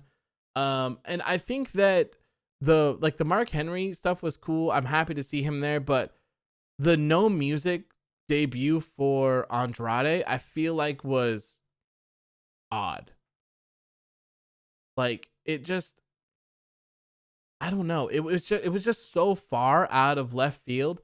Like when Vicky was talking, and I said this on the Friday show, when she was talking and she said a third generation superstar, my brain was like, wait a minute, that's not Nyla Rose. Who's the third generation superstar that I know? Evil Grin. That's Andrade. So I'm like prepared, and then it comes out, and it was cool, but I feel like it would have been so much better if he just beat the shit out of Kenny. It's kind of weird that he just walked out when Kenny was there and Kenny was at Dawn, and he's challenging Kenny. I don't know. That's besides the point. That's besides the point. How do I watch NXT on TV? Like everyone else on USA.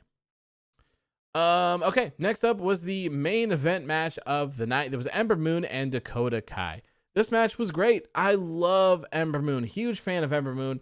I was really upset to hear that she got hurt that time ago, and then she never really got used on the main roster, which was upsetting because she's one of my favorites. And then she goes back to NXT. I'm very, very happy. You thought I watched it on my computer? I do watch it on my computer, but I mean, I watch it on the TV station that it comes from. because I need an East Coast feed from it. So, because I'm on the West Coast. But yeah, this match was great between Ember Moon and Dakota Kai. Great match, great main event. The only thing that bugs me was the ending. Ember Moon had the match won, and Dakota Kai came in and attacked Ember Moon, causing the match to end in a disqualification, which is extremely frustrating. Because why? And more importantly, I think it's frustrating because of what happened afterwards. Like, really? Really? I would maybe understand if you had Raquel attack Ember and just continue to beat the hell out of her, and that was just it, right? Like, Raquel just lays out Ember Moon, and I guess that's not how the show goes off the air because there was another segment after this, but that's the end of it. But she attacks her, and Ember's down for a second, and Raquel goes to check on Dakota Kai, and Ember Moon beats the hell out of both of them. So at the end of this entire segment, you have Dakota Kai laying down on the outside. You have Raquel laying down on the inside of the ring. Ember Moon picks up the championship and lays it down across her waist. What was the point? What do you gain from a disqualification here? You're certainly not protecting Dakota Kai or Raquel Gonzalez. They're laid out. Like, what? They're both laid out in the middle of the ring. You can't tell me that this makes them look strong in any way. Warrior says, should have just let Ember win. She's challenging for the title at the pay-per-view. Let her get a win or two to heat her up. Yeah, like, and I think I saw someone mention that they wanted to keep Dakota Kai, like, strong, quote unquote, strong, because she'll turn on Raquel Gonzalez. And that's, like, I get it, right? But a loss isn't always the end of the world. And when you're getting your ass kicked anyways, like, God, who did this a while ago? It wasn't too long ago. I want to say it was Big and Shayna Baszler, where they clearly had, like, lost a match, and one of them got disqualified, so the match got thrown out. Like, it's clear that was going to be a 3 count. It's clear that was over. So, like, now everyone just looks dumb. Just looks dumb. That stuff just drives me nuts. So why not just have Ember get the win? And then Raquel could have attacked her and Ember could have looked strong. That would have made more sense going into her title match on Sunday, would it not? I don't think this makes Kai look any better than if she just lost. And you're not working. The thing for that too is that you're not working an angle where Kai needs to be a strong character. If she's friends with Raquel Gonzalez and she just decides to turn on her and beat her up because that's my championship and not yours, you don't need to have wins for that. We're not just seeing that same exact thing happen in the main event scene with Adam Cole? Adam Cole, I don't think, has won a single match in 2021. Maybe he's won one. Let me look. Cage match, which is shocking as well that Adam Cole does. Let me look. Adam Cole matches. Nope. Match statistics. Adam Cole has had 4 matches. 4 matches in 2021. He has 1 win and 3 losses. That's it. So he lost the unsanctioned match to Kyle O'Reilly. He lost the NXT Championship match against Finn Balor. He lost, Adam Cole and Roderick Strong lost the Dusty Rhodes Tag Team Classic quarterfinals match. And then,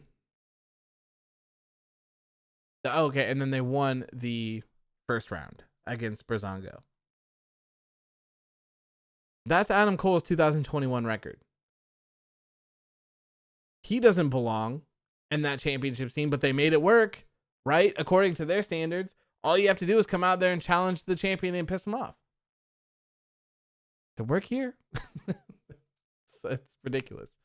Marcel says, I feel it should be a scenario where you try and make someone a monster or killer and keep beat up a person until bloodbath so you make a moment.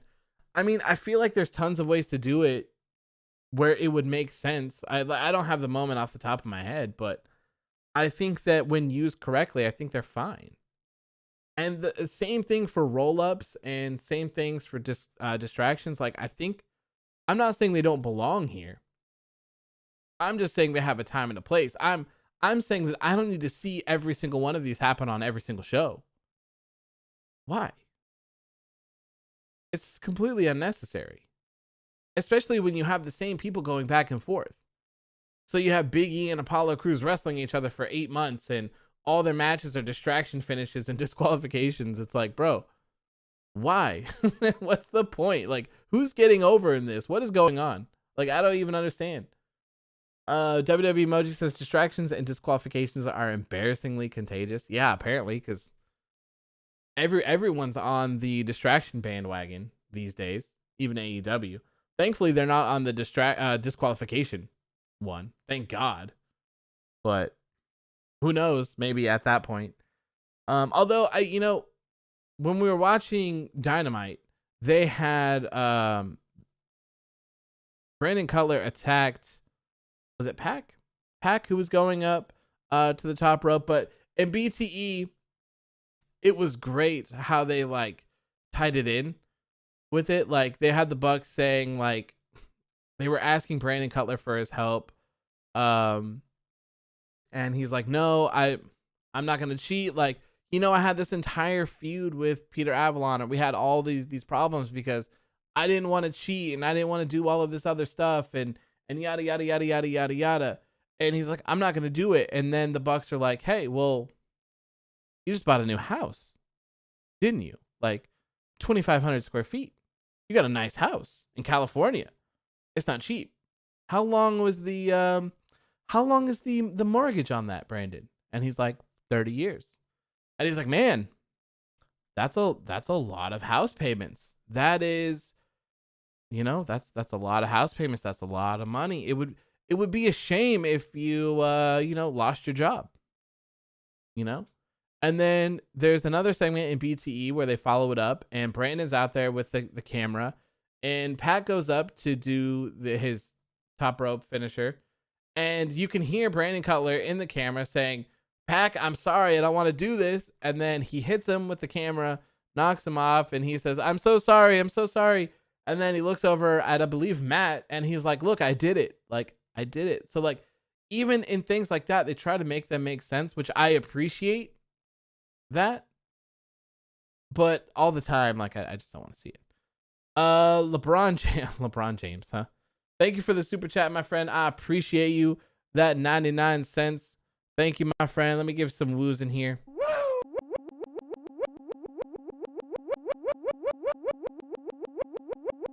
LeBron, I don't watch basketball, but I hear you were out of the playoffs. But don't worry, my friend.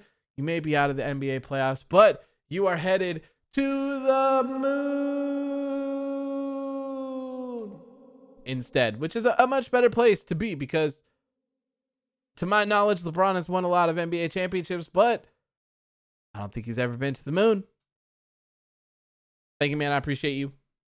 Marcel says, I want Andrade versus Pac. Yes. I can't wait to see Andrade wrestle in AEW. I'm so excited. So excited. There's so many dream matches. And I can't wait. I'm so excited to see where they go with him. I'm so excited to see what kind of stuff they come up with. Man, it's good. Anthony says, who do you think should dethrone Cross? I have no clue. I can't think of anyone on NXT that I feel. Well, Pete Dunne. I wouldn't be mad at Pete Dunne as world champion, NXT world champion. Other than that, I don't know though. I don't know. Marcel says, I reckon he makes his debut at the Saturday Night Special. Oh, that's in 3 weeks? Man, I need to get my Dynamite stuff under control because I don't know what days they're all on. But I would love to see more of him. I'm excited to see what his music is and how the stuff's gonna go with Vicky. Is he also gonna kind of be with Nyla as well? Like I don't know. I don't know about the dynamic. Did you hear WWE got sold to Disney? They did not get sold to Disney, but I wouldn't be surprised if that happened at some point in the future. Clayton says, "Do you love the direction NXT is going ever since going to Tuesdays?" I think it's nice that NXT now doesn't have to worry about other people because I feel like a lot of the times it just felt like NXT's sole purpose was to counter anything and everything that AEW was doing. They rushed to TV. Whether that deal was going to happen or not, I don't know. Everyone says yes, but the facts are the facts, and they rushed to TV, and that was very obvious. Very, very obvious that they rushed. They had half of NXT on USA and then half of it on the network and all of that stuff. Like, you could just tell that they rushed. So I'm very happy. And, anytime Dynamite did those gimmick shows, the specials, NXT had to do them as well and yada, yada, yada. So I'm very happy to see them just on their own, doing their own thing. I still don't feel like much has changed, though, in terms of NXT. It's still missing what it had back in the day. Philip says, "Good night. Thank you, man, for tuning in. I appreciate you. Yes, we will be on the gaming channel tomorrow for some FFBW. It should be a great time. Great time. And we just signed Chris Jericho. So that'll be fun. But yeah, NXT is missing what it had when it was on the network. It's just, it has not been the same since then, but it is nice to see them doing their own thing. And I mean, they still kind of are like hotshot booking. They put some wild shit on TV a lot. And I don't have any complaints about that because it's good TV. It makes for good TV. But yeah, I think it's better for them. I think it's better. And I'm very curious to see how all of this AEW stuff is going because they're not going to be on Wednesdays for like 2 months. 2 months, it seems like.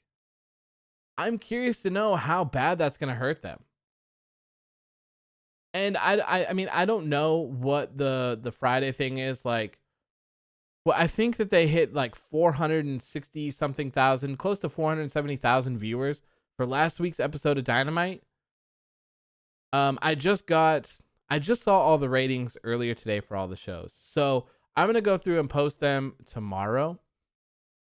Because we finally got the demos and Showbuzz is gone forever, unfortunately. But yeah, the show did not do very good number wise, at least not compared to what they did before. So I'm just wondering if them being off of Wednesdays for so long, how's that going to hurt them? If they return to Wednesdays, is everyone come back? Those 800,000 viewers? Or like, have they moved on? I don't know. Marcel says they are back on June 30th. Okay, good to know. Good to know. And he says, how does AEW get 400K but still doubles the demo of NXT who did? I think the demos for AEW were lower this time, weren't they? I think they might have been low. I might have been looking at the wrong numbers, but I think NXT had a better viewership and demo last week. I'll figure it out tomorrow and I'll have it posted. But I don't know, the more important question is, why do old people watch NXT? Why are there so many people that are over the age of 50 that are watching NXT? That is the weirdest shit to me. It's so weird. I don't understand that. How did NXT get an old viewership? I don't get it.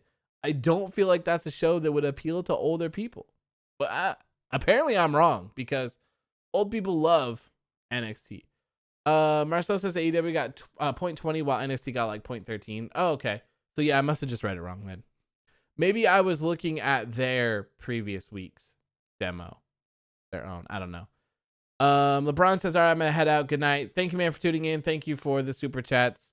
Hopefully have a good rest of your night. Clayton says, would you rather Triple H take over the main card? Yeah.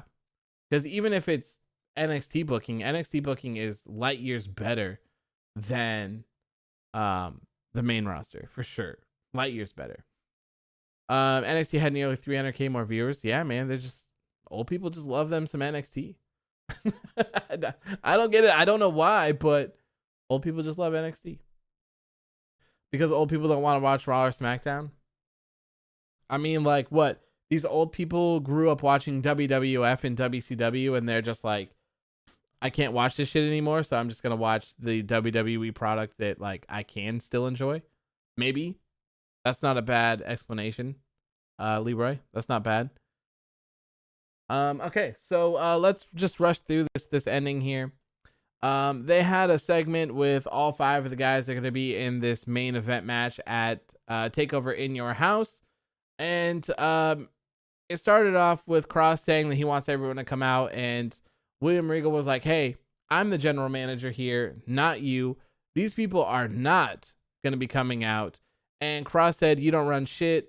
This place has been chaos for too long. You're not doing your job well. And I'm not leaving until they come out. So people started coming out one by one. Kyle O'Reilly comes out. So Kyle O'Reilly comes out from the Titantron, from the stage. Johnny Gargano comes out from behind commentary, stands on the commentary table. Pete Dunne comes out from the left side of the stage. And then Adam Cole appears on the Titantron. Actually, I'm not sure if that's called the Titantron, but it's the big screen that they have across from the hard cam on NXT. He appears on there, and Kyle O'Reilly calls him a bitch for not showing up. They end up getting into a fight, and Karrion Kross is standing tall at the end of it, and then you just see him get super kicked in the back of the head, and turns out it's Adam Cole. Adam Cole lays out Kross, picks up the NXT Championship, holds it above his head, and says, Adam Cole, bae, as the show goes off the air. Marcel says, I mean, the main roster shows are like 75% old people. Did I see about Breezango saying about Walter? Yes. If I book SummerSlam with 7 matches, who would you book? I don't know necessarily, but I do know that I would book Brock Lesnar versus Bobby Lashley for the WWE Championship. And if they're going to have John Cena, Roman Reigns and John Cena for the Universal Championship. That's a big card right there. And the guy that does the Matman podcast, let me grab his name so I give him some credit. Andrew Zarian from the Matman podcast. Earlier today, 7 hours ago, he said, I'm gonna tell you, if SummerSlam isn't a home run this year, something terrible had to have happened. On paper, the show looks to be awesome. So should be a lot of good stuff on that show, and hopefully they go all out for it. Oh, Fly just tagged me in the T and Shaw post that says Sunday. Hell yeah! Oh yeah, I gotta like and retweet everything from T and Shaw. So amazing. Okay, that was NXT tonight. That was NXT. Pretty good show. Looking forward to NXT TakeOver in Your House this Sunday, but that is going to do it for me tonight. It was a pleasure chatting with all of you guys. It's been a while. But we are back to normal. This will continue to happen going forward.